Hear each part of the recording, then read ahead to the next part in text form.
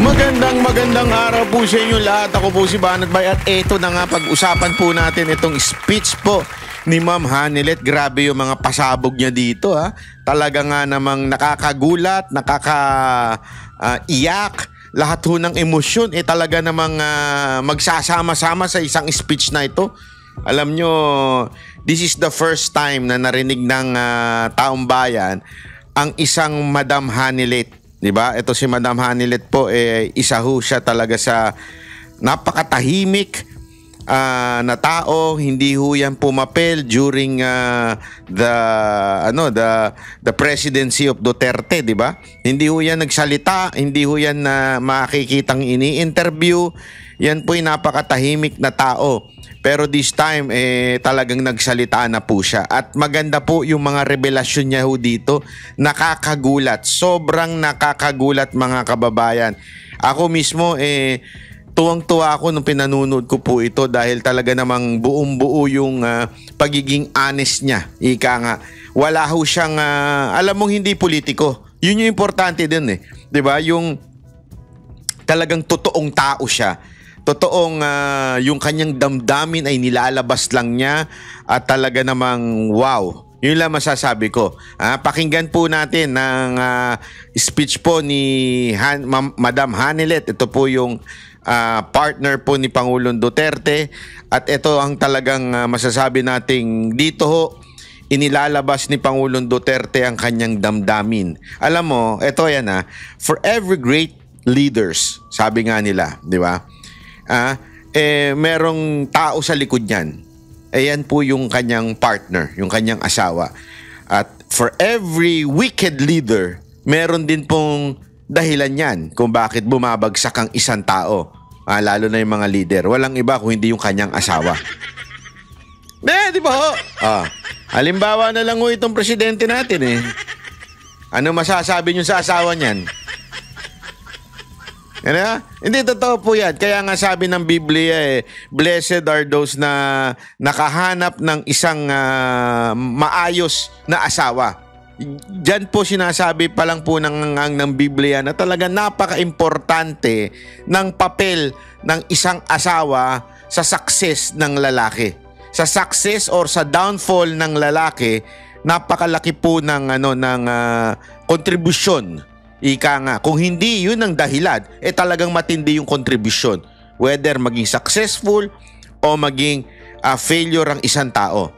And alam nyo mga kababayan, isa ho ito sa masasabi nating sikreto ni Pangulong Duterte, yung kanyang partner. Di ba ho? Nakakatuwa ho ang kanyang mga revelasyon dito. Pakinggan po natin at mag-react po tayo dito. Okay? Pasok! Ating Pangulong Rodrigo Roa Duterte at ang ina ni Veronica Kitty Duterte para PDP Laban Street, PDP Laban Street, PDP Laban Street, kundi si Miss Hanilet Avancenia. Laban Street, PDP Laban Street. Ayan napakalinaw niyan. PDP Laban Street. Straight po. Wala nang dagdag, wala nang bawas ba? Street. Ika nga. Karsada. Gandang gabi ho sa inyong lahat. Gandang gabi. Gandang gabi rin. Napintas nga rabi Sandali lang Sandali lang. Mate. Choto mate. Ay, grabe. Doon pa lang naiyak na ako. Hindi, alam nyo, eto walang halong drama mga kababayan, pero ito yung mga bagay na grabe, wala akong masabi. Kasi alam nyo, iba po talaga pag ang, alam mo yun, asawa ang partner mo, yung ginanyan, di ba? Iba, alam ko tayo nalulungkot din po sa ating Pangulong Duterte sa pagkidnap nila. Pero kung meron man talagang sobrang nalulungkot dyan, walang iba ko hindi ang mga malalapit na kamag-anak po ni Pangulong Duterte. Siyempre, yung kanyang first family, sila BP Sara Duterte, sila Baste, at saka siyempre ito namang kanyang partner ngayon na si Ma'am Hanelet, di ba? Kaya ang ano nito, naiyak ako. Parang ayoko na ituloy. Tuloy mo na, Barat Bay! Dami mo sinasabi. Magandang gabi ho sa inyong lahat. Magandang gabi sa mga supporters ng Duterte. Yon, ha? 10 Duterte. na lang tayo. 10 na lang. Nasubukan na natin sila eh. Wala namang ginawa eh. Ay, sorry. Sorry, ano nangyari? Sorry. Napindot ko. Invite sa akin dito. Gusto nyo makarinig ng kwento? Ay, ayan. I love you too, ma'am. Ayan. Sandali lang, ha? Sandali lang. Unya lang, ha? Unya. Chotomate ko dasay. Sabi niya. Ay, grabe. Kinilig ako doon. Magandang gabi ho sa inyong lahat. Magandang gabi sa mga supporters ng Duterte. Yon. 10 na lang tayo. 10 na 10 lang. na lang. Nasubukan na natin. 10 na lang tayo, ha? Huwag nang dagdagan pa.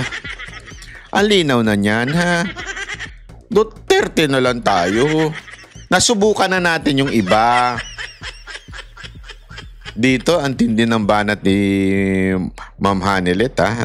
Dito talagang mararamdaman nyo yung init ng ulo nyo sa isang tao, eh. Sila eh, wala namang ginawa eh. Pang-aapi lang nga, di ba? Tama! Saan ba ako mag-umpisa, ma'am? Parang gulong-gulo ang isip ko, hindi ko alam saan mag-umpisa. So, since si... At alam mo maganda dito, hindi kasi siya public speaker. So, ano ibig sabihin nito? Talagang yung speech niya galing sa puso. Hindi niya nga alam paano siya magsisimula. Basta magkikwento na lang siya. Pastor Kibuloy nag-invite sa akin dito. Gusto niyo makarinig ng kwento?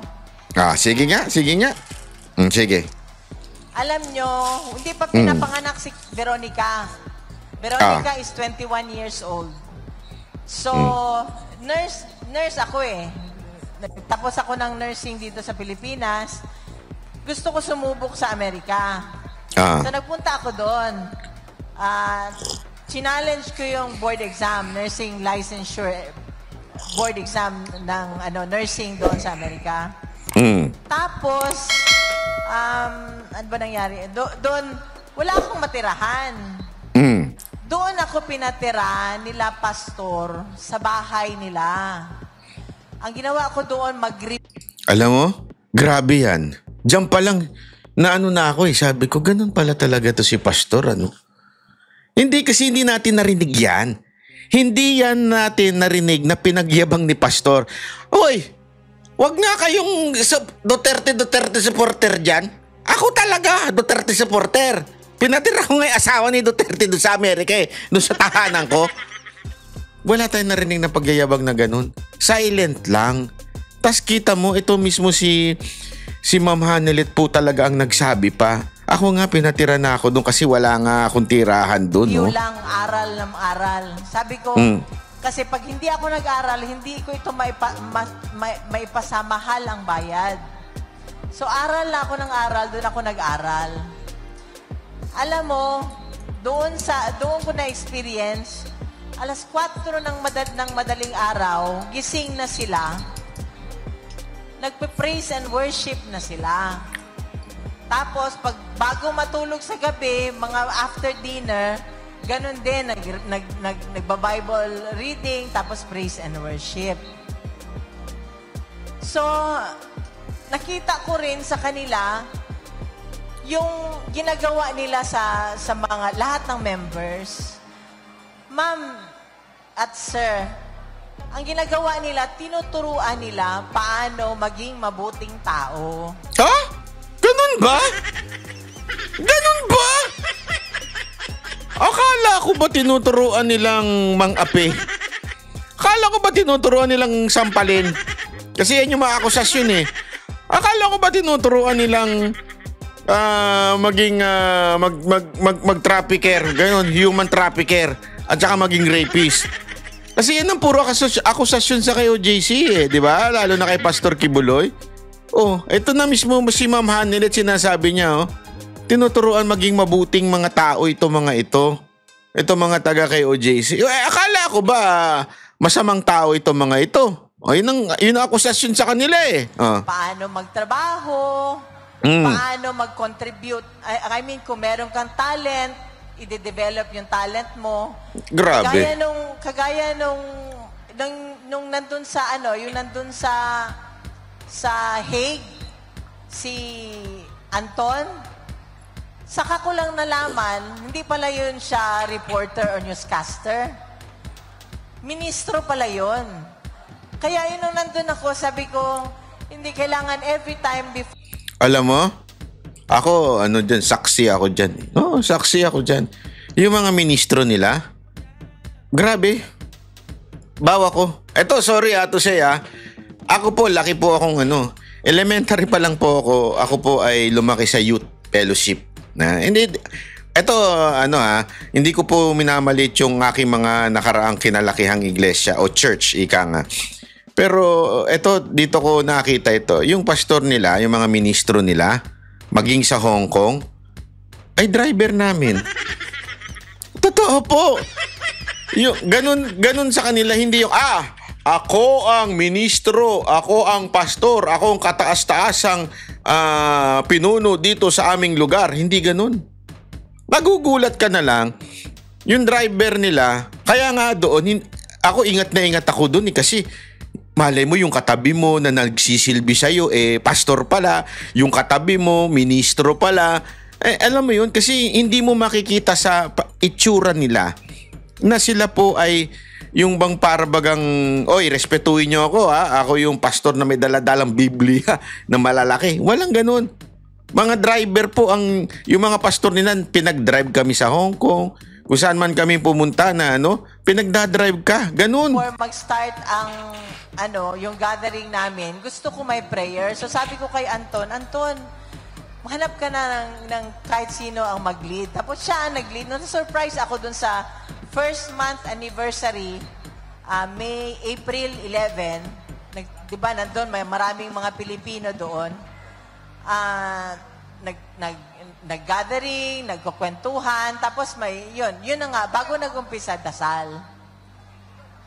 So, yan ang ko, walang kriminal sa grupo ng KOJC. Yung. Walang kriminal dyan. Hindi, kasi alam mo, nakakagulat. Ultimo yung worship singer nila, yung kanilang pinuno sa worship team. Yan yung parang pinaka tumutugtog, kumakanta yan ng pinuno. Inakusahan. Kung ano-ano akusas. Nakakulong ngayon eh. Kasama ni pastor doon sa sa mga pambabae. Hiwalay ang lalaki sa babae doon doon sa kulungan. Nandun din po. Magugulat ka. I mean, pambihira naman yan. 'Di ba? Anong klaseng akusasyon yung mga yun? Tinuturuan lahat magtrabaho. Tsaka Bible-based yan. Nag-aaral yan sila ng Biblia. Kumakanta lang yan sila ng mga Christian song. Naalala ko nga nung birthday ni Pastor. Alam mo ba, imbis na invited kami noon presidente pa siya noon, nung pinaka-last na birthday ni Pastor. Imbis na kumanta ng yung mga worldly song, si Pastor hindi mo talaga mapakanta ng worldly song. Hindi mo pa mapakanta ng Killing Me Softly yan. Hindi mo pakanta ng Frank Sinatra yan. Ang kinakanta niyan, puro lang Christian song. So, ganun si Pastor. Tsaka, ang pagkakakilala ko kay Pastor, mabuting tao si Pastor. Akala ko masama. Yung nasabi nila masamang tao. Ayan ang bintang nila Wala nga kaso di ba? Walang kaso. Anong nangyari nung Naalala ko nga nung nagkagulo na noon kila Pastor, doon sa Davao, sinulong na yung lugar nila, may nagtanong sa akin, na kaibigan namin, sabi niya, merong ano daw yung baka ma-freeze daw yung yung bank account ko. Sabi ko, wala naman kaming business transaction nila, Pastor. Alam mo, pag pumupunta kami sa kanila, iniimbitan nila kami sa kanila, nandun lang kami para kumain. Masarap sila magluto ng pagkain. Sangayon ako dyan. Tung pupunta pa kami sa Davao noon, yung mga Gago Siege. Alam mo, pag pupunta doon, excited ako eh. Kasi yung buffet nila, wow! Sarap talaga. Pinapakain lang nila kami, hindi nga kami pinapabayad. Kasali yung mga bodyguard doon. Isipin mo, presidente si Pangulong Duterte niyan, ha? So, lahat ng PSG pinakakain ng walang bayad, wala lahat. Hindi ko ganun. Saka, kami kasi, pagka gusto magdagat ng anak ko, nangihiram lang ako, tinatawagan ko lang sila, Pastor. Sabi ko, Pastor, pwede kami punta doon sa ano ninyo? Meron kasi silang dagat doon eh. Nakapunta rin ako dyan. Ang kasarap-sarap dyan. So, sobrang sarap na laglag yung Insta360 ko. X4. Tuwan-tuwa pa ako. Kasi nagja-jetski kami. Biglang ganun-ganun na pala yung, yung camera ko. Tumilapon. Sobrang ganda kasi.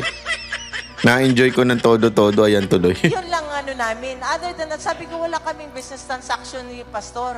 Hindi niya ako binibentahan ng kung ano-ano. Wala din akong binibenta sa kanya. So yan ho ang ko kay Pastor. Tsaka, isa ho, dito ho talaga. Ako importante sa akin, yung totoo kang tao at totoo kang kaibigan. Yun. Pahala lang, sabi ko nga ako, mas gusto ko pang maging kaibigan yung, alam niyo ho, may tindahan ho ako sa terminal, bus terminal. Gusto ko pang makipag-usap doon sa mga, yung nagtitinda sa sidewalk, kesa dito sa mga plastic Tupperware. Sino kaya yun? Parang meron akong alam na plastic Tupperware, ha? Mamaya tutukuin natin yan. So, mas gusto kong makausap yun, makihalubilo sa kanila, kesa sa mga ganong klaseng tao. So,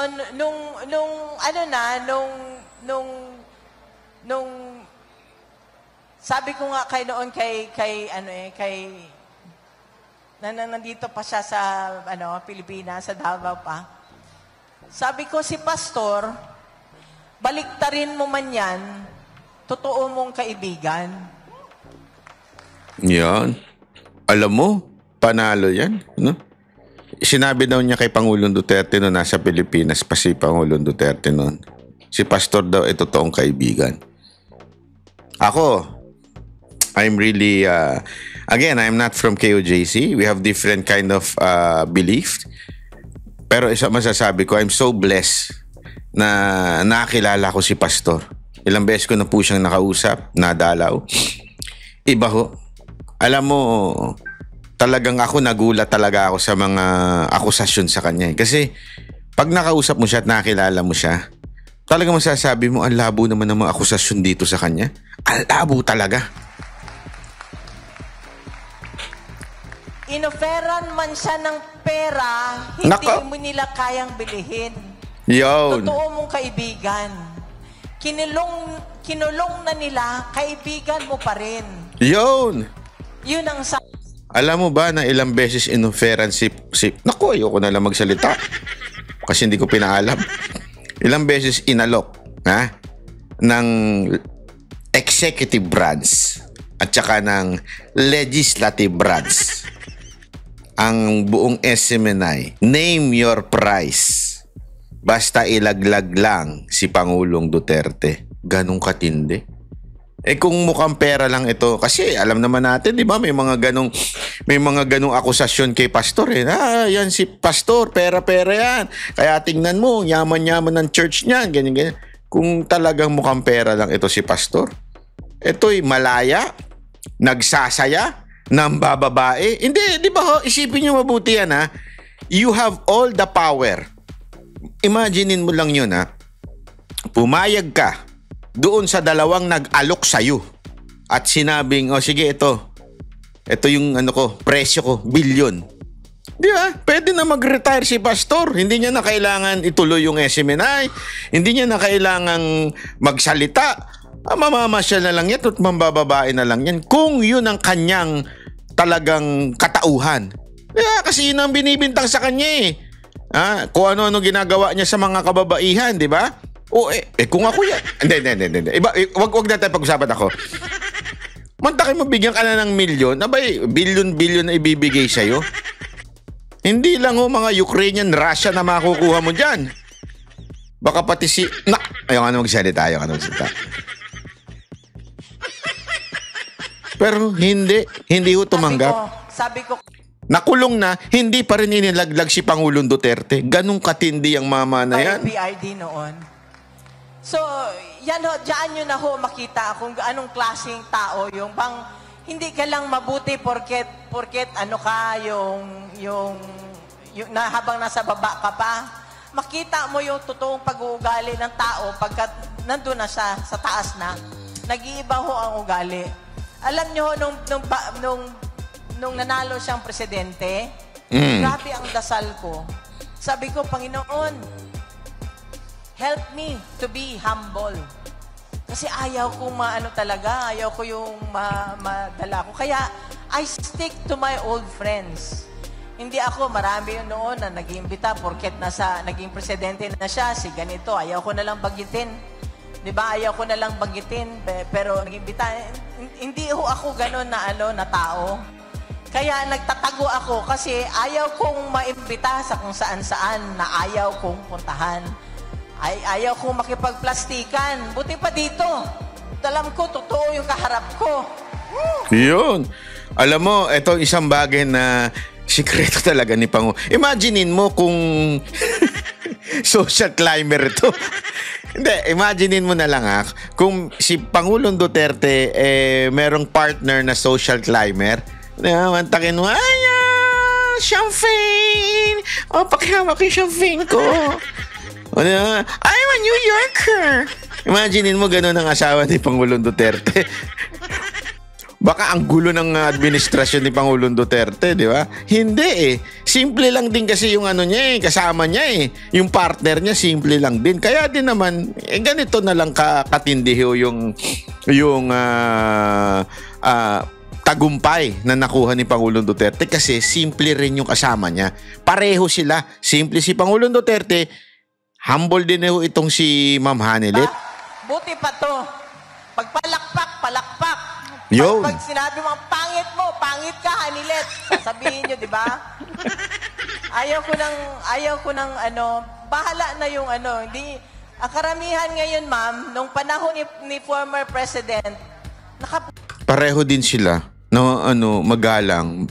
Si Pangulong Duterte, ganyan yun. Akala kasi ng iba babaero si Pangulong Duterte na yung bastos, yon. Yung pagiging parang niya, lang yun, pang public appearance lang yun. Pero sa personal, pag babae kausap niya, ma'am, yung mga lalaki, sir. Ganun po si Pangulong Duterte. Kaya din yung itong partner niya, na-adapt din yun. Bantakin mo ilang beses sinabing ma'am. Puntot. Bigla ka na lang magulang. Kaibigan ba namin to? Bakit biglang nandyan na lang, di ba? Ngayon, ma'am. Kilala ko yan. Yan ba yung mukhang mangga? Biglang naging kaibigan. Di naman yun yung kaibigan dati. Wala na sila, ma'am. Okay lang, ganun talaga. Ganun talaga. Okay lang yung wala na. Ang problema, gawaan ka pa talaga ng masama. Kagaya ng ginawa nila ngayon kay former president. Ayun. Alam mo, ma'am, hanggang ngayon para sa akin parang bangungot. Kasi kidnapping talaga yun Hindi ko akalain na pwede ka palang tanggalin, ilipad ng ibang bansa na wala kang passport. Kasi nung time na yon, miski nagaling kami sa Hong Kong, yung yaya ni Kitty yan na yaya ni Mira ngayon, that means 21 years na siya sa amin. Sabi ko, kasi ilang araw ng absent, binook ko na yung flight nun pabalik ng Davao. So, ibang gamit namin, dinala na niya.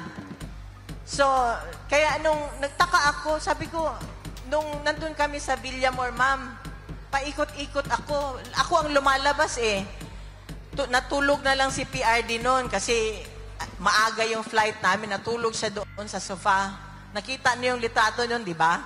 Sa sofa siya natutulog. Ako, labas ako dito sa exit na to, labas naman ako doon, di ako mapakali. Kasi gusto kong malaman anong mangyayari, ano ba talaga? Yan pala yung tunay na kwento na sinasabi ni Torre. Paano kayo mawawala ng passport? Galing kayo sa hangkang. Kasi nga, may mga aid po sila na pinauna na yung passport kasi nga, pinauna na yung mga ibang gamit. Okay? Pinauwi na sa Davao. So, literal na inilipad etong mga sila Pangulong Duterte, pati yung kanyang nurse at saka yung kanyang security nang walang passport. Nakuha ninyo? So talagang hindi dumaan sa proseso. Itinakas, saka nakakita ng ganun. Di ba pagka ikaw ay ililipad, matik yan. Maging ikaw ay akusado at ililipad, dadaan ka sa immigration para ipapakita mo pa rin yung passport mo. Ito talagang literal. Wala silang passport kasi pinauna na nila. Talagang inilipad pa rin. Wala talagang due process. So yung isang lawyer doon, tinanong ko, sabi ko, attorney, anong papeles na? Sabi niya, ma'am, ayaw ipapasok ang papeles para document yun na pirmahan niya para madala sa Supreme Court. So, tapos sabi niya, attorney, paano yan? Halika, labas tayo, kunin natin. Tapos sabi niya sa akin, may nagawa ng paraan. Nagawa ng paraan, meron daw kaya pala matagal, kasi ang kapal, ganito kakapal. Hindi ako mapakali, tulog kasi siya Ikot ako dito, nagtaka ako, bakit may eroplanong maingay sa labas? Na umaandar, hanggang umaga yun, magmula pagdating namin doon, hanggang gabi na yun. So, yun, nung napuslit ko, yung napirmahan na niya yung document, di ba kita nyo nang nangyari? From paglabas namin, di ba kitang, wala namang, sino ang hindi nakakita nun? Sino ang hindi nakakita? Lahat, di ba? Napanood nyo lahat, di ba? Di ba? Nasa social media lahat.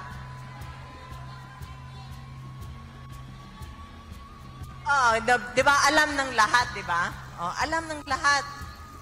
Siguro gago lang yung walang nakaalam ng noon, di ba? O nagtatanga-tangahan, di ba? Nagtatanga-tangahan. So, yun, alam nyo, ma'am, paikot-ikot ako noon. Ang anak ko sinasabi na sa akin, ma, lunch na, kumain ka muna. Hindi ko kaya lulunin, ma'am. Hindi ko kaya lulunin. Kasi natakot na ako dun sa nangyari kila pastor. Alam ko anong gagawin. So tumatakbo na yung isip ko. Hindi ako mapakali. Labas ako. Tinawag ko yung isang kasama namin na retired, retired policeman yata yun siya. Sabi, halika, samahan mo ako nung nandun na yung document. Mga past 2:30, sumakay kami dun sa sasakyan, kailangan ilabas ko yung document. Inabot ko kila Senator Bongo para madala sa Supreme Court. Tapos yun yung nakita nyo sa video na sinasabi ko, notary lang. Di ba? Yun. Kasi ayaw na nila, sumakay si Senator Bong, ayaw na nila papasukin yung sasakyan.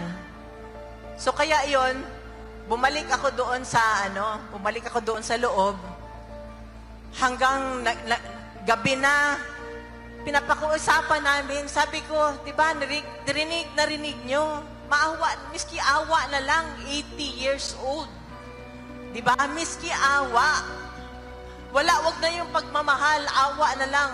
Hindi nyo na nirespeto Miski awa na lang, sabi ko ganon. Doon sa yung lalaking, mukhang, ewan ko. Sabi ko, miski awa na lang. So, hindi siya, walang nangyari, di ba? Hanggang kinuha siya. Tapos, kasi pinapalibutan nila kami Hindi makakilos. Hanggang ganyan lang yung hindi ka makaganyan, kasi nandyan sila dikit na dikit Hindi ka makasipa. Nung nakita niya na naharas na kami ni Kitty kasi ginagano na nila, hiniwalay na nila si Veronica sa akin eh. Kaya sabi ko, balik niyo yung anak ko. Sabi ko ganon, di ba? Pati ako, nakita niya, gumanyan na si former president. Gusto niya magpaposas. Sabi ko, wag, masakit yan. Sabi ko, wag. Wala na, nagkusa na lang siya. Kumusa na lang siya pumunta doon. Kaya, sigaw na lang ako, bong, bong. Sabi yung lawyer, yung mga lawyers, para samahan kasi pinipigilan kami eh. Wala na talaga akong magawa. Kaya ayun, nung time na bago pa lang, di ba, bago pa lang kami bumaba ng eroplano, gusto niya na kami pauwiin. Kasi ayaw niya makita ng anak ko ni Kitty. Pero sad to say, nakita niya talaga. So yun, natangay na siya. Biruin mo, ilang oras kami doon? 10 oras ba kami? 10 oras kami. Diba? Tapos, may isang paek-ek. Yun! Patay tayo dyan! 10 oras kami doon. May dapat ginawa ka. Si Paek-ek! Si Paek-ek! Sino kaya yung Paek-ek na yan? Sige nga, kung alam niyo tinutukoy na Paek-ek, pakilagay nga dyan sa baba. 10 oras kami doon. Etong si Paek-ek hindi dumating. Na meron naman siya magagawa. Yan yung sinasabi ko noon eh. Diba? Yan yung sinasabi ko noon. Bakit hindi? Sa tingin nyo ba kung lumusob si Paek-ek, pipigilan siya ng mga pulis doon? Baka batukan niya yung mga pulis doon. Kung gusto niya, baka nga si Tori kalad ka rin niya pa eh. Sa tingin nyo kakalad ka rin ni Tori si Paek-ek? Gusto niya mamalintikan doon sa kapatid? Pero hindi niya ginawa. Gagawin niya pagkatapos na tapos na ang lahat. Asan pa yung Paek-ek mo? Inang niya, no? Diba? May dapat nagawa ka. Alam mo yung anak ayaw papasukin. Right? Yun ang anak eh. Wala na. Hindi na miskin, hindi lawyer. May ano ka, may hand ka dun eh. Kasi, related sa iyo yung nakaupo. Yun! Diba? Ayaw na lang niyang pangalanan eh. Pero, kapatid mo yung nakaupo, Paek-ek. Pero wala ka ginawa. Maraming lumipas na maraming abuses. Doon na lang sa KOJC, maraming abuso na nangyari doon eh. Alam ko yun eh. Diba? Gets nyo? Ang ganda ng ni Madam dito. Sa pool talaga eh.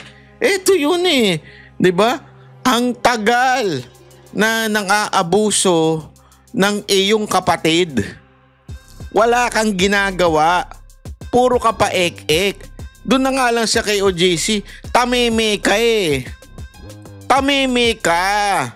Tas ito, porket kampanya na, porket nandun ka na sa bingit ng pagkatalo, tsaka ka ngayon nagdadaldal. Tsaka ka nagpapaek-ek. Kaya tanga na lang talaga ang boboto dyan. Tanga kayo talaga.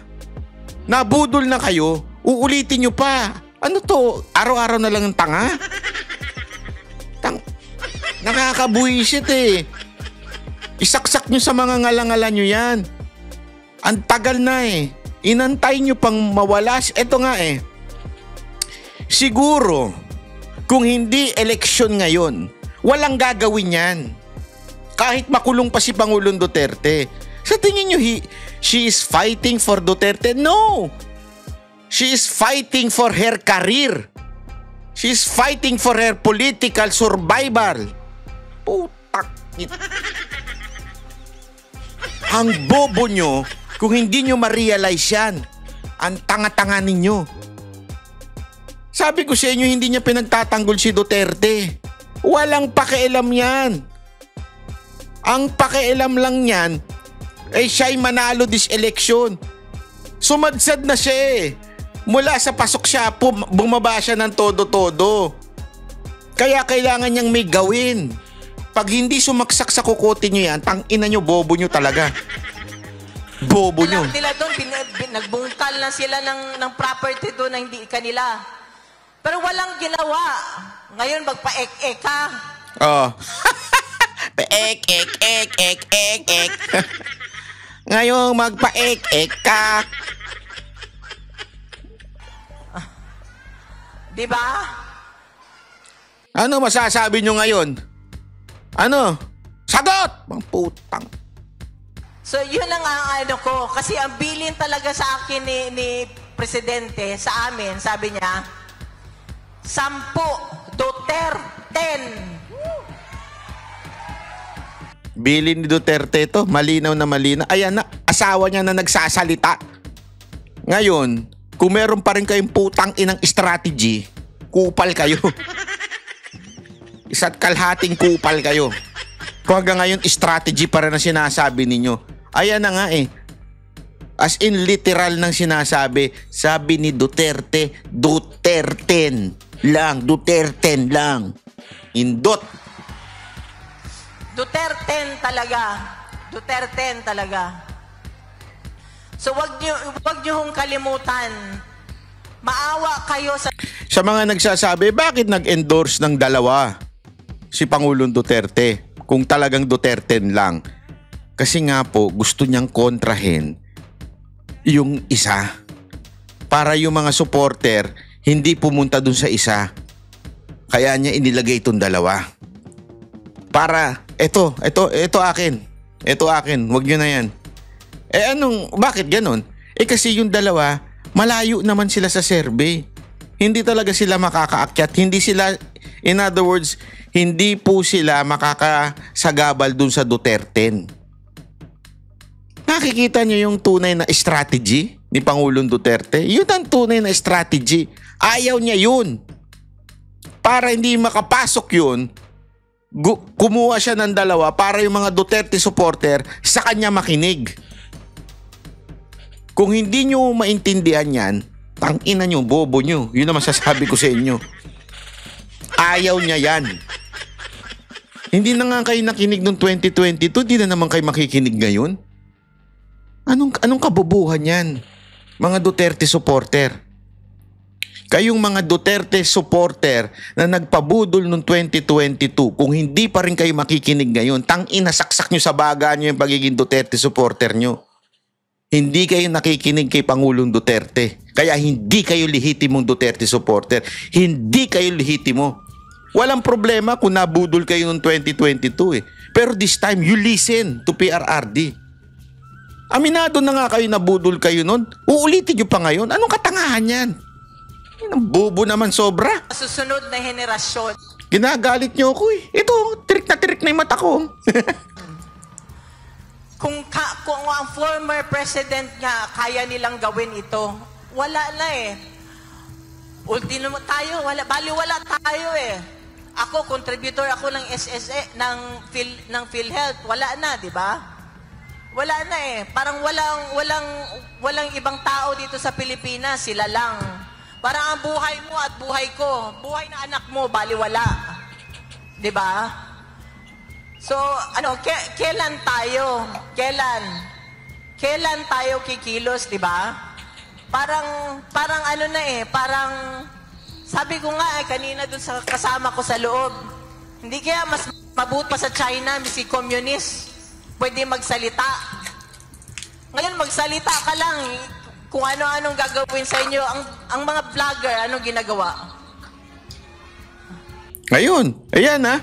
Alam nyo ba na hindi lang ako ang pinatawag ng NBI? Ang dami pa po mga ibang vlogger na pinatawag at puro Duterte supporter. Pambira, oo. Ako, naintindihan ko, napag-utusan na naman siguro ito mga ito ni sino pa ba? Sino ba ang pinuno nila? Di ba? Ay nako, maniwala kayo. Di ba? Social media, yan ang free, yan ang binigay sa atin. Hindi mo kailangan magbayad sa isang mainstream media para makapagsalita sa social media. Ngayon, pinagbabawal nila yan. Baka sa sunod, paghinga ninyo, bawal na. Nako, patay tayo dyan. Ang isang kinakasakit ko talaga ng loob, ma'am, tsaka sir. Kasi nung isang araw, ano yun, may calls kami Tuesdays saka Fridays. Ito, iyak naman ako kasi tuwing kwento ko nito, may iyak ako eh. Yung calls, ako tinawagan ni former president. Tinawagan ako ni PRD. Sabi ko, kumusta ka? Kinokontrol ko yung ano ko kasi ayaw niya yung may iyak eh. Alam niya ako iyakin. Sabi ko, kumusta ka? Usap-usap. Ay, si ano pala, ganito, lahat, kwento-kwento ko. Ay, si Kitty nag-text. Sabi niya, sinabihan ba naman ako ni Kitty na, Ma, may importante ka bang sabihin kay Dada? Kasi kung wala ako na lang daw. Siya na lang daw. Ang sabi ng tatay niya sa akin, sabi niya na, sabihan mo na lang si Kitty, na kasi napagka siya ang kausap ko, emotional ako. Ganon, ayaw niya. So, grabe, ako, no? Naiiyak ako dito. Kasi tama nga naman, kahit anong tikas mo, kahit anong lakas mo, kahit anong tapang mo sa buhay, lalaki ko eh, alam ko yan eh. Pero wala akong anak ha. Pero pag anak mo na yung makikita mong malungkot, iiyak, walang matapang na tatay na hindi iiyak. Alam ko yan.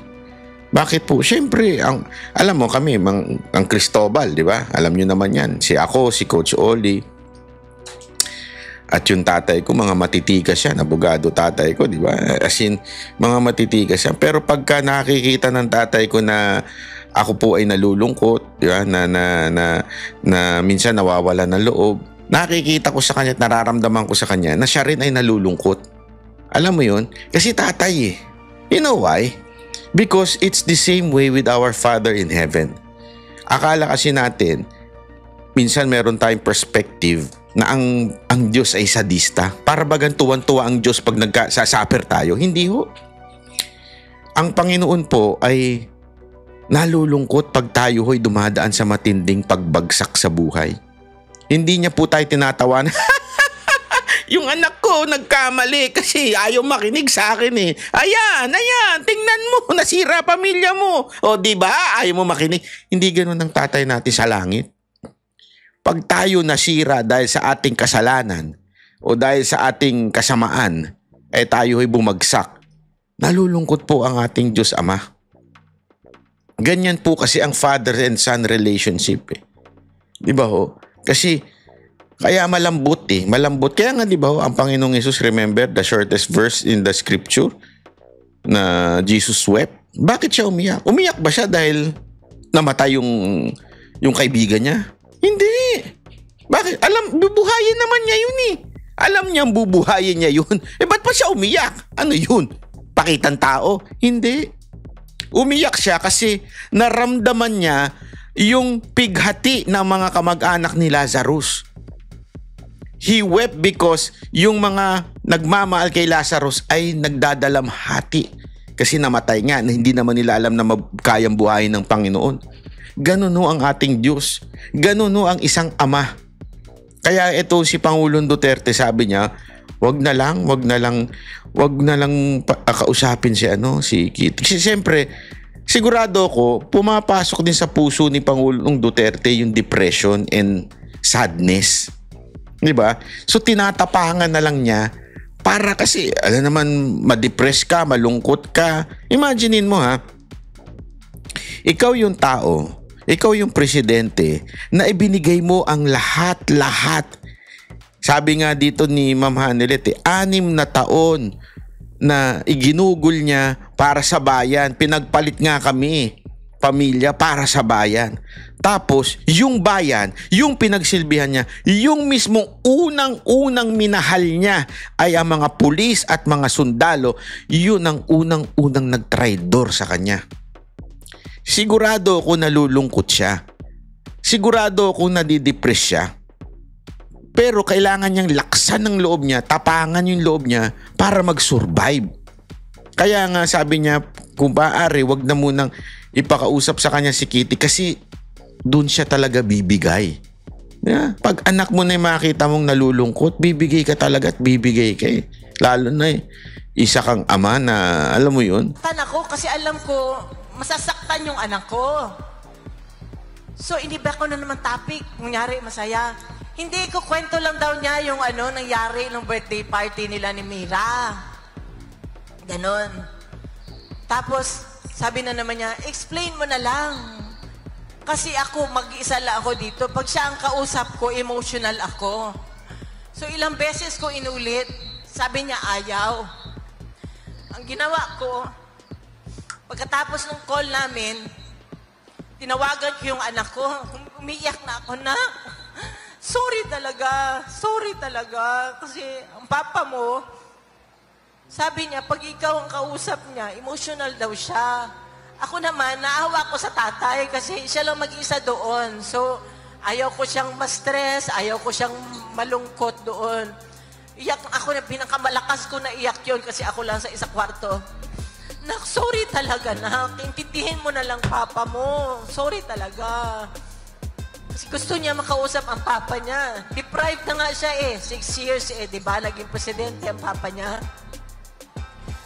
Tapos, sige akong iyak, hagulgul ako. Pasensyahan mo na lang. Sabi ko, sige ka na lang sulat. Ganon sabi ko sa kanya.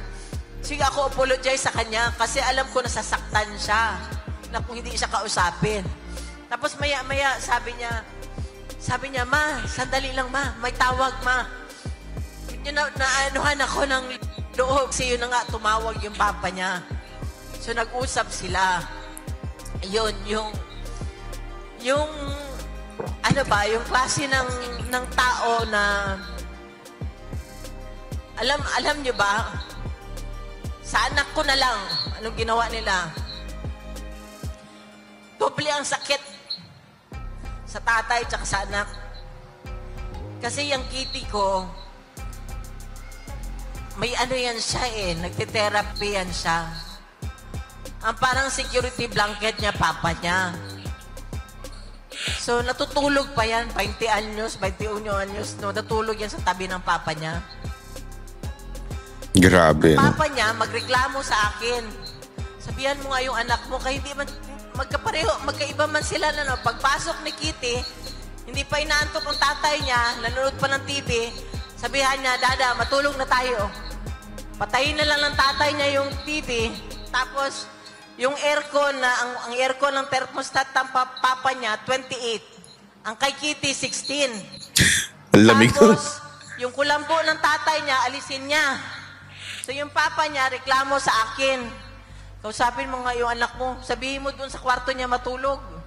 Wala akong magawa para ako wala lang ako. Pabingi-bingihan na lang ako. Kasi isa, gusto sa siya naman, gusto niya palipatin. Kasi naawa na din ako, hindi din makatulog.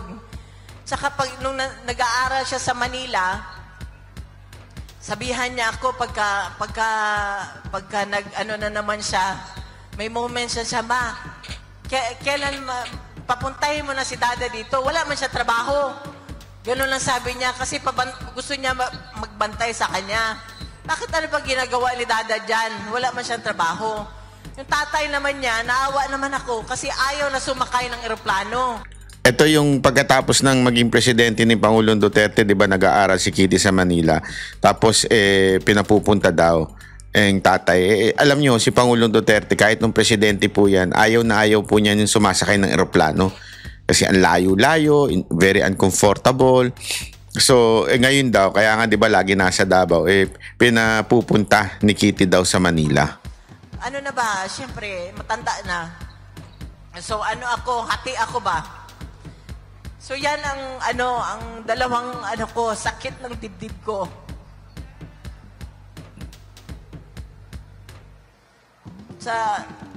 Kay former president tsaka sa anak ko.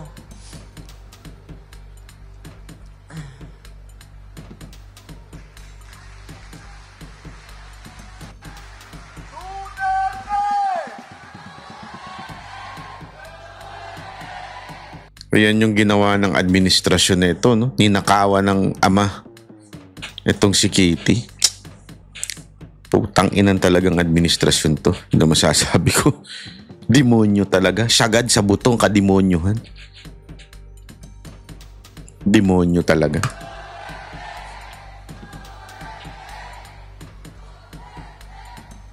Kaya nga ngayon yung anak ko, naawa ako, nahinog sa pilit.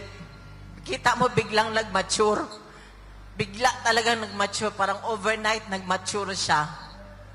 So, Alam mo, Kitty, eto may payo lang ako sa iyo, ha. Meron parte sa Biblia na sinabi ng Panginoong Hesus na kay Pedro, darating yung point na kailangan mong pumunta sa isang bagay na hindi mo gusto, pero dahil yun ang parang pinakapanawagan mo. Alam mo yung nangyari sa pamilya mo, hindi ho yan hindi tayo ang nagdidesisyon yan. Talagang pinahintulutan ng Panginoon yan para may purpose siya. At ang nakikita ko nga isa sa mga purpose niya, etong si Kitty.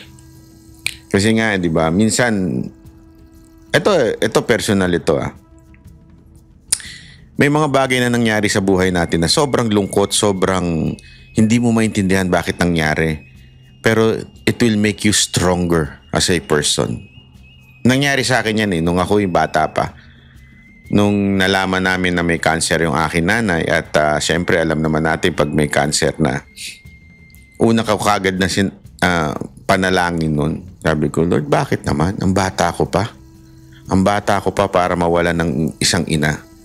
And ako, sabi ko nga sa inyo, mamas boy ako So sabi ko, bakit ganun? Galit na may galit ako sa Diyos. Alam mo yun, talagang lahat. But I went through it. And because of that, sobrang naging strong ako. Kasi I was weak at that time. As in weak ako dahil, alam mo yun, wala kang talagang nasa tabi ka lang ng nanay mo all throughout. Pero it make me stronger as a person. Naging strong, basta lahat ng improvements na nangyari, it's because of that instance ng changes. Sabi nga meron tayong mga crossroad sa buhay. Yung crossroad na yun, naging lumakas ako, umayos ang buhay ko. Sigurado ako, marami sa atin nakikinig ganun na nangyayari. Marami sa atin hindi natin maintindihan bakit kinuha si ganito, kinuha yung mahal mo sa buhay. May purpose ang Diyos dyan. To make you stronger. And His purpose is really for your betterment, para sa ikabubuti mo at ng iyong future. Sa tingin ko, ganyan na nangyayari sa pamilya ng ni Pangulong Duterte. Nakita naman po natin yung sinabi ni VP Sara Duterte na naging close sila ng kanyang tatay nung nakulong, di ba? And ito si Kitty, ganito rin. Biglang nag-matured, biglang, alam mo yun. And maybe, I do not know. Maybe in the future, etong si Kitty would be a good leader. Alam mo yun? Kasi it's part of training sa buhay marami. I mean, mga pagbagsak, mga kalungkutan, di ba? Yan po ay parte para ikaw ay i-mold into somebody. It's like building yung di ba, yung mga buildings, mga condominiums. Mas malalim ang hukay, mas mataas ang building, di ba? Pag mababa lang, bahay lang, maikli lang yung hukay. Pero pansinin mo, pag mas malalim, sabihin nun, mas matinding paghihirap para sa gumagawa. Kasi mas may itinatayong mataas in the future. So, ganun lang po yun. Yun lang, gusto ko lang sabihin. Bakit ba? Gusto ko lang i-share. Dati yan, yung hindi niya kasi makuha sa akin, sa tatay niya, dinadaan niya dun sa tatay niya. Ganon yata pagkababae na anak, di ba? Correct. Sa tatay niya, Kaya, minsan yung si Ninong Bong niya, sinabihan na iyak dun yung iyakan kami ni Senator Bong, pagtawag na iyak. Kasi kilala niya rin Iyakan kami sa telepono. Tapos, nung tinext, lalo pa siya umiyak nung tinext siya sinabihan siya ng anak ko na, Ninong, ikaw na lang muna ang papa ko kasi wala akong sinabihan niya. Kasi ano nga yan, yung hindi niya nga ako ang ano eh, yung disciplinarian ako eh. So hindi niya makuha sa akin, doon siya sa tatay niya. So yung presidente siya, ginawa niya lahat, 'di ba? Gusto niya maging maayos ang pamilya, walang adik sa pamilya kasi ma'am, nung sa Davao, may kapitbahay kami doon. Former teacher siya ni Congressman Paulo, Congressman Pulong. Lumapit, mayor pa siya noon, lumapit. Sabi sa kanya, natatakot daw silang mag-asawa kasi adik yung anak nila. Sila ang nag-aaway pagka kunyari napagalitan, bakit mo pinagalitan? Gising sila buong gabi, adik yung anak nila eh. Takot sila gurgurin eh. Yun ang ano niya. Naalala ko nung pag-ikot namin, halos lahat nun may placard, di ba? Mayor, abyanan ko, adik. Lahat, di ba, no? Nung naalala nyo, 2016. Alam mo, ako lang talaga ang nag-refuse. Hindi ako nagpakalbo, di ba? Kasi naaway ko siya nun eh. Alam ko kasi magtatrabaho siya eh. Wala siyang pakialam. Wala siyang pakialam kung anong mangyari sa pamilya niya. Basta gagawin niya yung panunumpa niya. Ganon siya na klaseng tao eh. Nanumpa siya eh. Hawak ni Kitty yung Bible.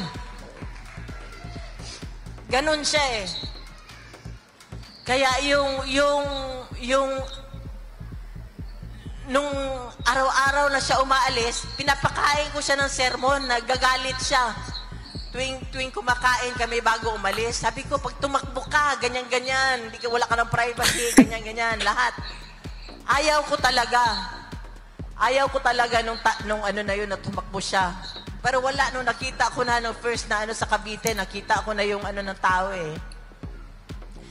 Tuwing mag-a-announce siya ng ano against sa mga drug addict, alam nyo ma'am, kahit saan ako ma'am, tumatayo ako bigla akong napapatalon sa kinauupuan ko.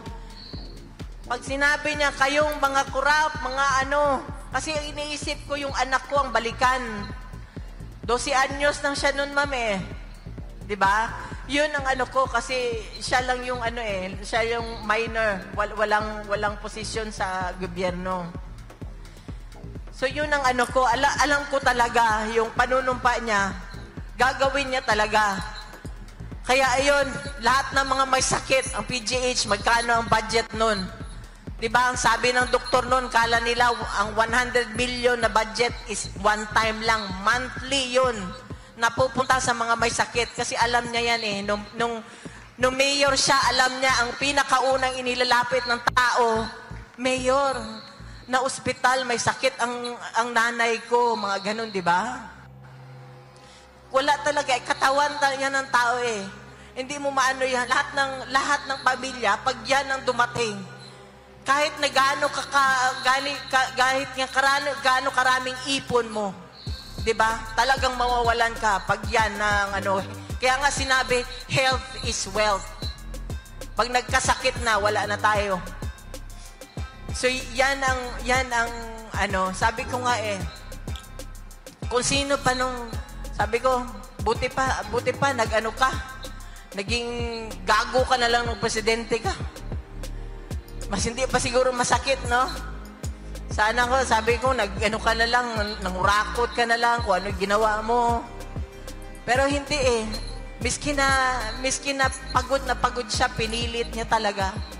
Miskin na sa edad niya, pinilit niya, pinupuntahan niya. Miskin na sa Marawi, alam niyang delikado na pupunta siya, lumilipad siya, papunta doon. Di niyo ba yun alam? Di ba? Lahat ng ano pinipilit niya, sinagad niya talaga yung katawan niya. Nasagad talaga ang katawan na sulit talaga yung pinasweldo nyo.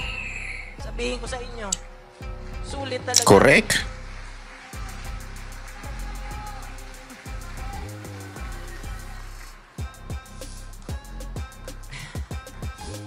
Kaya ngayong May, bantayan natin. Ngayong eleksyon, bantayan natin ang boto natin para sa susunod na henerasyon, sa mga kabataan. Sana magtino na tayo, magtanda tayo, maglukluk tayo sa gobyerno na hindi yung pansarili lang ang gagawin, yung ang magpapa-elect lang dyan pagkatapos ng pansarili na nila ang iisipin nila. Yung totoo, sanang may puso para sa tao. Mahirap po yun eh. Si President Duterte talaga, may bintang nyo na lahat. Babaero, di ba?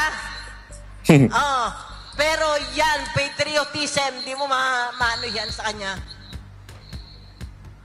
In fact, pwede ko sabihin pa, mas minahal pa niya kayo, ang bansa, kaysa sa amin. Kasi hindi niya inantala ang sa family. Hindi niya inantala na makidnap ba o maano ba ang pamilya. Salamat, ma'am. Salamat.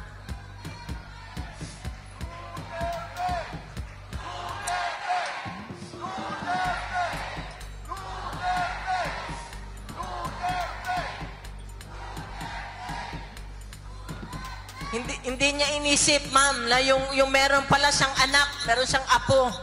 Pag nag-whining siya sa kurap, wala. Pag nag-whining siya sa drug lord, wala kami sa isip. Ang iniisip niya ang pamilya ang anak ng bawat Pilipino. Na yung anak mong babae, yung anak mong lalaki, hindi drug addict. Yung anak mong babae at asawa makakauwi, makakapunta, makakagimik, makabalik sa bahay. Yun ang ano niya. Even hanggang ngayon, nung alam mo nyo ba na hindi yan siya, ayaw niya ng malamig na lugar. Sabi ko nga, sa kwarto 28 ang thermostat. Ma'am, subukan mo mag-28 na thermostat. Pero pagbaba sa eroplano, nung dinala siya ng mga animal, sa Hague, sinabi pa niya kay ES, wala siyang pera nun, ma'am eh. Wala siyang pera hindi na siya mahawak na pera, hindi niya na alam na magkano na lang magsabi na lang yan siya ng gusto niya kumain, ganun, pero hindi niya na alam. Wala na yan siyang sa pera. Sinabihan pa niya si ES, Bong, bilihan mo ng mga panlamig yung mga kasi walang mga visa yun, ma'am. Hindi yun ready na pumunta sa malamig na lugar. Inisip pa niya ibang tao sa sarili niya. Grabe, Kaya no? yung... Iba talaga. Wala akong masabi dito kay Pangulong Duterte. Talagang siya yung masasabi mong once in a lifetime na presidente. Alam mo yun? Talagang grabe yung yung concern niya pa kahit siya po ay nilalamig. Yun yung sinasabi ni Ma'am Hanelet Kahit siya po ay madaling lamigin, ang inisip niya pa yung mga kasamahan niya na ibili ng jacket kasi kawawa naman. Instead na yung sarili yung inisip, iba pa yung inisip.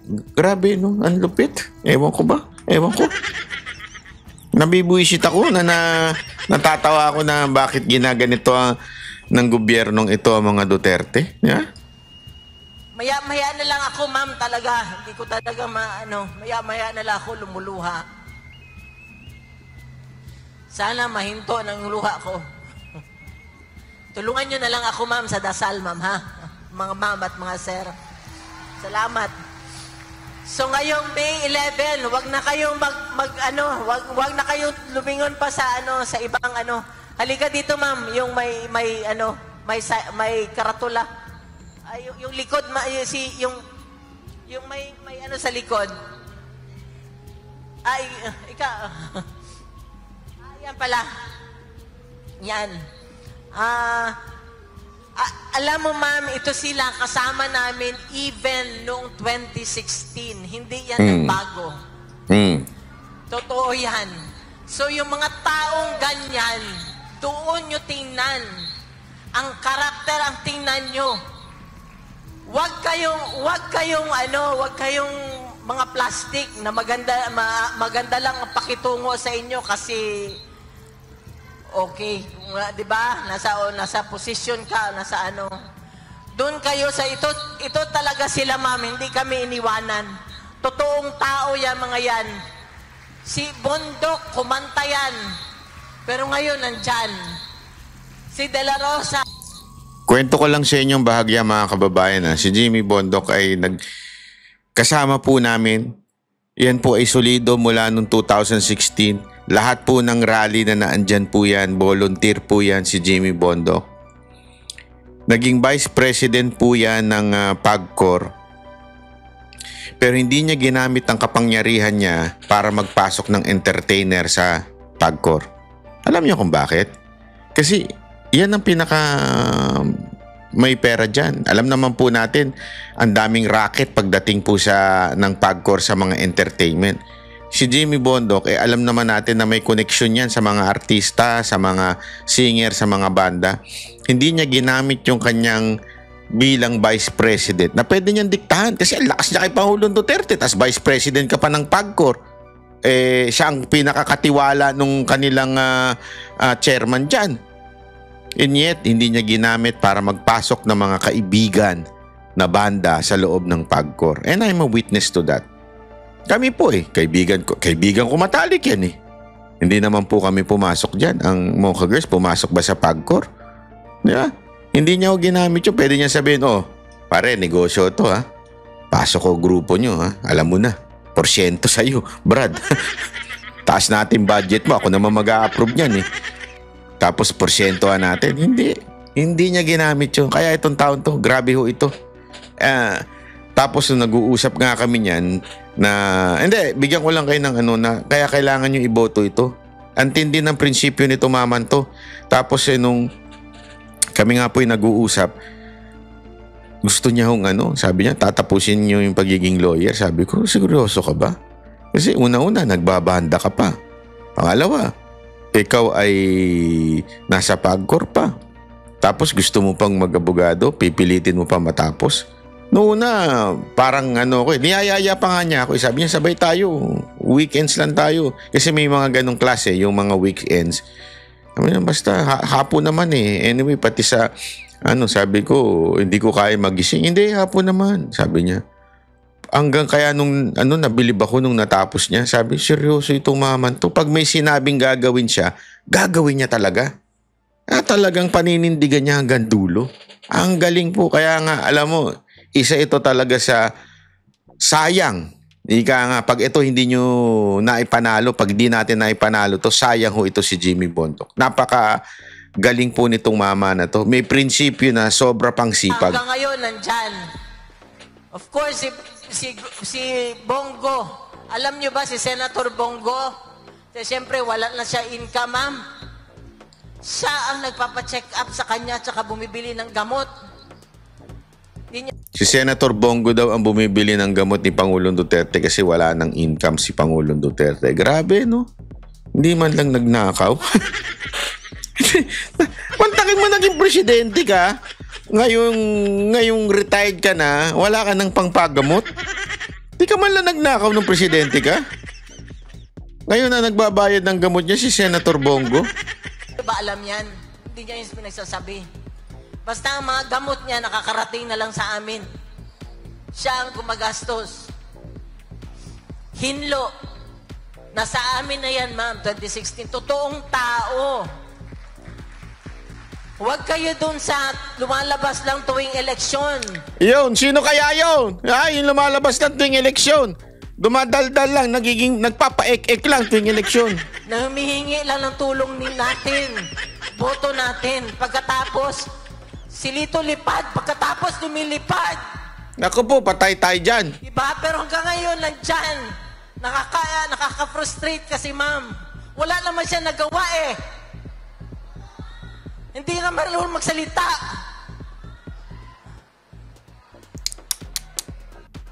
Lampino, nandyan na yan. Senator Marcoleta, nakita ninyo. Pastor Kibuloy, kinulong man nila. Binitay nila, wala, hindi bumaliktad, hindi nabibili ng pera. Grabe, yun eh. Hindi nabibili ng pera. Kaya nga pag naging, kaya ito ako kung meron man talagang masasabi mong pwedeng lumaban sa korupsyon, eto yun, si Pastor Kibuloy yun. Kahit anong bili mo dyan, o hindi yan magpapabili. Ngayon nga sinubukan na ng panahon. Di ba? Mantakin mo, siya ang pinakamatinding tumulong kay Pangulong Duterte para maging presidente. Hindi kumuha ng posisyon for 6 years. Ngayon, na binibili siya para lang iwanan si Pangulong Duterte, hindi pumayag. 2 beses nangyari yan. Kinulong na siya ngayon, hindi pa rin siya bumibigay. Saan ka nakakita ng ganyan? Kaya nga ito sabi ko sa inyo, kayang mamatay nito ni Pastor Kibuloy nang hindi talaga tatanggap ng kahit magkano yan. Basta lang mailaban niya ang ating bayan. Walang biro. Ako, kung gusto nyo, mawala talaga ang korupsyon sa Pilipinas, ilagay nyo sa posisyon nito. Tingnan nyo ang KOJC. Tingnan nyo. Bakit ganun kaganda? Bakit kinaiinggitan? Sobrang kinaiinggitan. Kasi nga bawal ang kurapo doon. Pag kurap ka doon, natatanggal ka. Ganun katindi. Rodriguez, kita mo anong ginawa? Hindi niya matiis. Hindi niya kayang sabayan kang kalokohan. Doon tayo, ma'am. Hindi yung alam mo ng kalokohan, alam mo ng illegal, hindi sumasabay ka pa rin sa kanila. Ibig sabihin, walang prinsipyo. Huwag na tayo doon sa walang prinsipyo. Of course, is Ipe Salvador. Sabihin ko sa inyo, ma'am, matino na tao yan. Nandyan yan siya. Parati namin kasama. Whether sa anong panahon, hindi pa, mayor pa lang siya. Kasama na namin yan. Hindi mo kailangan bigyan, hindi mo kailangan amuin or anong gawain mo para sumama. Wala, yun talagang, ang nanaig talaga is kaibigan. Yun ang nanaig sa kanya. Of course, si Dr. Mata, taga Davao din yan. So sana ma'am, bigyan natin ng tsansa. Total, yung mga nandyan ngayon, ang tatagal na Matatagal na, masyado nang matagal. Sobra na sa institusyon. Apo na nga nila, parang sa panahon pa ng lolo ko pa yata yung iba dyan Subukan natin, ma'am. Subukan natin. So, magandang gabi po sa inyong lahat at marami pong salamat. Mabuhay ang Pilipinas at mabuhay ang Pilipino. God save the Philippines. Pagdasalo natin ang Pilipinas. Dasal ang ating sandata ngayon. Dasal ang ating kailangan. Salamat. Yan po, isa din na gusto kong iwan po sa atin mga kababayan. Alam nyo, mga kababayan, ito, I would really, alam ko, yung bibig ko medyo madumi. Medyo palamura. Pero isa lang po masasabi ko sa inyo, sometimes it's really, we feel helpless, hopeless, lahat na po ng less. Talagang yan ang nararamdaman natin ngayon. Helpless dahil grabe, parang wala tayong gobyernong nasasandalan ng, alam mo yung pag ikaw nadihado ka, masasandalan mo, wala. Grabe Hopeless kasi parang lahat kontrolado na nila mula sa kapulisan, sa NBI, lahat. Sa uniform personnel, mga sundalo, parang wala na tayong pag-asa. Wala nang pag-asa na mabago pa ang Pilipinas. Pero wag po. Alam nyo mga kababayan, ang pinakamatinding sandigan po dyan ay ang panalangin. Hindi po natutulog ang Diyos. Hindi po natutulog ang Diyos kahit marami pa sa atin ang natutulog. Hindi, wala akong biro. Hindi po talaga natutulog ang Diyos. Manalangin lang tayo paulit-ulit. We ask the Lord, Lord, ano po ba ang problema sa amin? Tulungan nyo kami. Help us to understand what is really happening in our country. Change us first before we change the government. Kaya nga sabi ko nga sa inyo mga kababayan nagsisimula yan sa tamang pagboto. Bumoto tayo ng tama. Wag lang natin sisihin ng gobyerno. Mga kababayan, lalong-lalo na po doon sa mga tumatanggap ng ayuda. Okay lang, tanggapin nyo yung ayuda. Kailangan ninyo yan, kailangan natin yan. Kailangan natin, kasi una-una, pera naman natin yan eh. So tanggapin nyo lang. Pero yung iboboto nyo, kayo-kayo lang ang nakakakita niyan. Walang ibang nakakakita. Huwag ko kayong maniwala sa survey. Yan mind conditioning lang. Mismong yung survey company na napanood ko kanina, play ko na lang siguro yung bukas. Sinabi niya pwedeng magbago yan last minute. Sa katunayan, noong mga nakaraang election daw, may mga last minute na nagbago. Tama po yun. Diba? Higit sa lahat to, walang imposible sa Panginoon. Pag ang Diyos ang kumilos, may na-overdose. Ay, sorry naman. Lord, sensya na, Lord.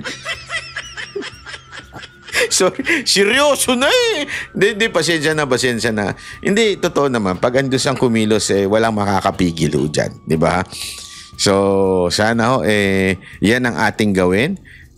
Mag-ano tayo yung manalangin at ikampanya pa natin sa mga ilang araw na lang mga siguro ma-upload to mga 5 days or 6 days at mag-e-election na. Ikampanya pa po natin ang ating Duterte.